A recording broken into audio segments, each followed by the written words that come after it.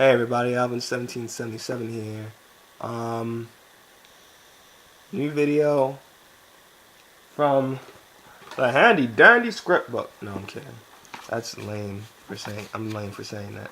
But yeah, I'm doing a new winning with Elemental Heroes. This segment is a two-part segment, but it's all gonna be in the same video. First thing I'm going to do is to review the Dark One. That's right, the Dark One. And then the second thing are tech cards, which will be right here.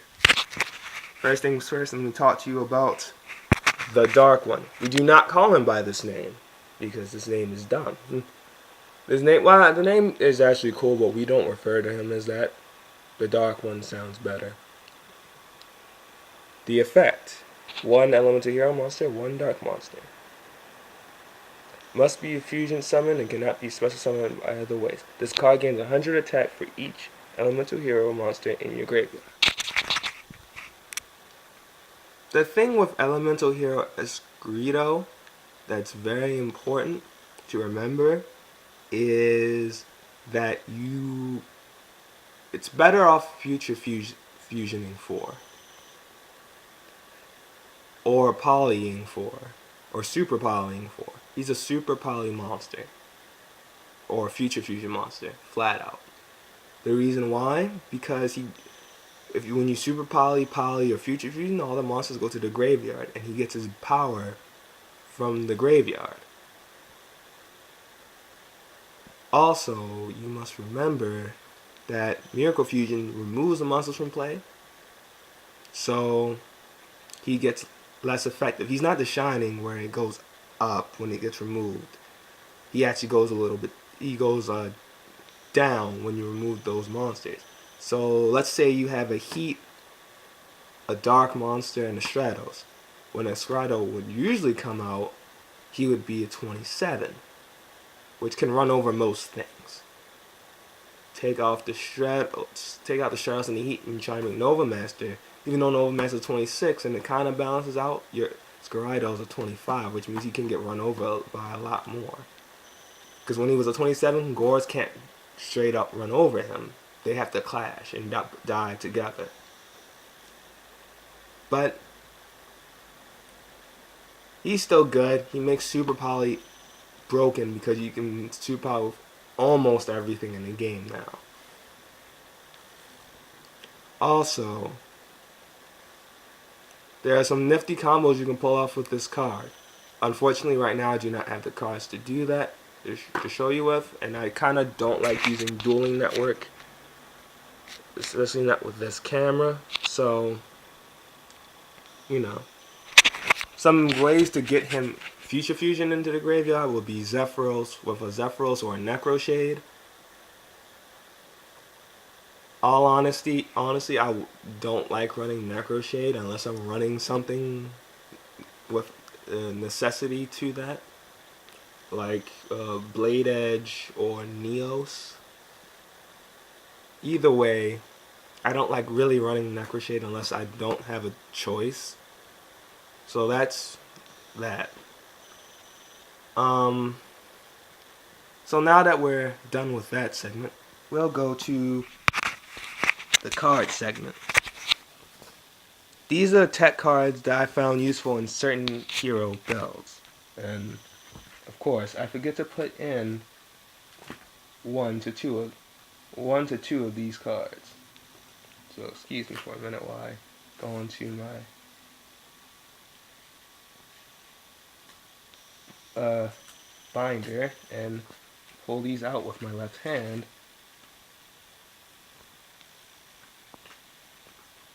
So yeah, we'll start from the front. We'll start off with Armageddon Knight and this goddamn glare. All this glare. I hate glare. Sorry. I have to take it out.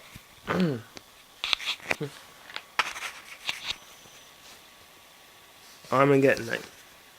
1400 attack, 1200 defense. We should all know what he does by now because Insectors. But Armageddon Knight, really good card. Sends your darks to the graveyard. Sends stuff like Zephyros, Hornet, Necroshade. Gets us the dark ones in so we can summon the dark one. And he's a dark himself, so he can be a super poly target or something for you. Just something to think about. Next up, Scarred Warrior. For those of you who are playing against decks with dead things and with Veilers that are actually dead in your hand, normal summon this after you normal summon the Veiler after you normal summon Stratos, then Synchro for this. He's not bad. You can't target him, any other warrior monster with attack, so they summon a big monster over your little monsters. He gives you a chance to make all the attacks go to him, so next turn you have an opportunity to strike back at your opponent. And that's why I feel this card should get a chance. The Fifth Hope. Fifth Hope is really for bigger builds of heroes, or decks of heroes that run at least, I want to say at least 10 to 11 heroes, and not like the standard 8 or 9 that you see in some builds, or in like the one of the YCS winners cases. The top 4 YCS winners case, he only ran 4 to 5. But this is for bigger hero builds. It's a pot of Avarice. It's kind of cool. I think it's a useful tech in certain decks, but not all of them can use it. Dian. Dian, surprisingly, is not a bad card. He's really good, actually. It's just that most people don't run Earths in their deck, in their match change deck. The Earths you can run in here are Woodsman and Wildheart. Bring him out. Use Woodsman's effect. Get a Poly to your hand. Use Match Change on Woodsman. Bring him out. Kill a monster. Use his effect. Say you have a Stratos in your deck that you haven't used. Special summon him. Use Stratos effect. Add an Alias to your hand. Attack for 18. There you go. You have a simple, easy combo right there. And he's 2800 attack, 3000 defense. Really good stats. And he's a level 8, so you can advance draw him too. Really good combos you can pull off with this card. And I feel like people should give him more of a chance. Even though Acid is really good, I think people should give him more of a chance. Maybe run him at 1 or something. Dark Samorg. Now I know people are wondering, Dark Samorg, what the hell are you talking about? Well, Dark Samorg, you can use him in hero decks if you run like a Necroshade and Stratos, or you could run like a Chaos hero build, like how I run. But you could tech in Dark Samorg. Or you could play a dark wind hero variant and use Samorg. Samorg actually stops your opponent from doing a lot of things. They can't set Sang in. They have to set Sang in attack mode. They have to summon Sang in attack mode.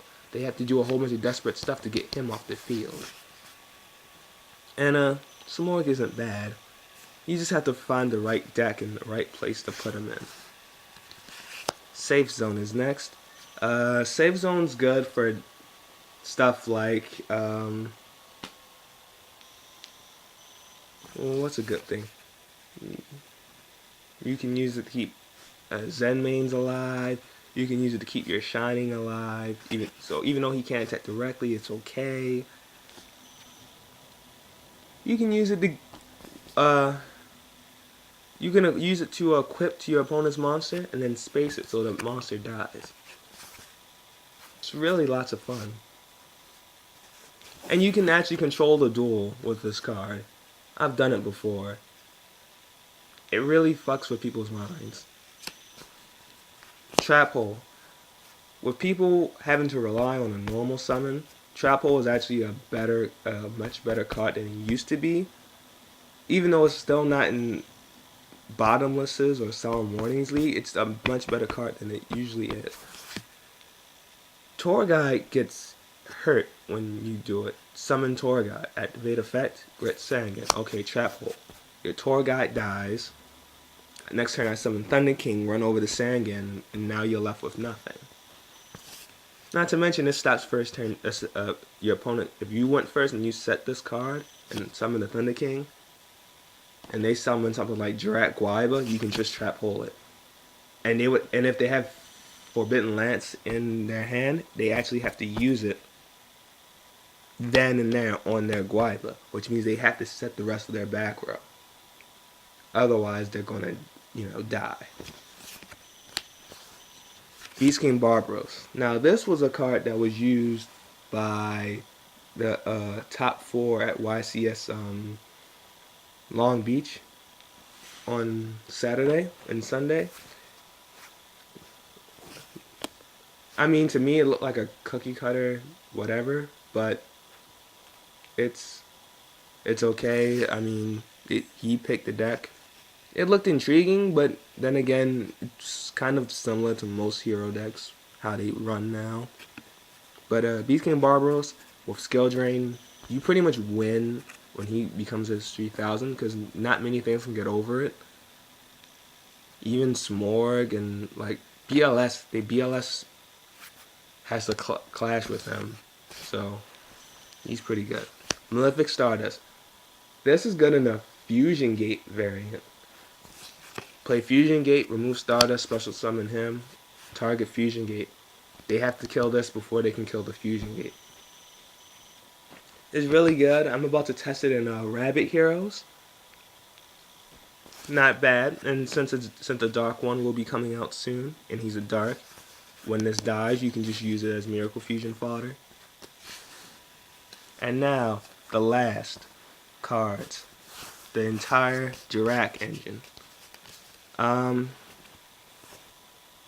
I've made a deck about Dino Heroes. By the way, if you want to see the deck, thumbs up or like or comment on this video for Dino Heroes.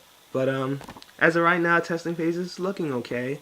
Might have to add or drop a couple things, but besides that, it's cool. I'm probably just going to use Logias in it. I'm still not sure. But the Jirak engine is actually really good. Gives you access to Nova Master a lot. You can also use the Jirak Exceeds with them.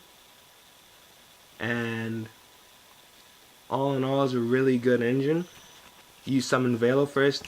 They have to either Book a Moon or switch it to defense mode in order for its effect not to go off. But usually they don't do that. They'll just attack. And then you get to summon Guaiba.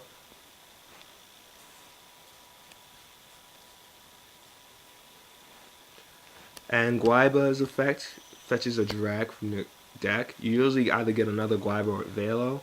Sometimes you get the level 1 tuner guy and then synchro with it, but you really don't do that. Not really. But all in all, it's a good engine, and I feel like people can use it in Heroes. They just have to build the deck properly, and I'm still working on it. As for me, well, I'm a creative hero deck player. People around here know this, that I like making decks at least a little bit original to me. I also try to stay away from trying to play meta decks. Or if I find a meta deck that I like to play, I would infuse it somehow with heroes or some other thing. Have I won a YCS? No. I have never been to one. Have I ever done well at a regional? Yes. 14th place at the last Maryland region. Sure, it's not number 1, but not everyone can be number 1 all the time. So yeah. That's the end of the video, guys. For everyone here, alvin1777 saying peace out. And I'm gonna watch some more home movies.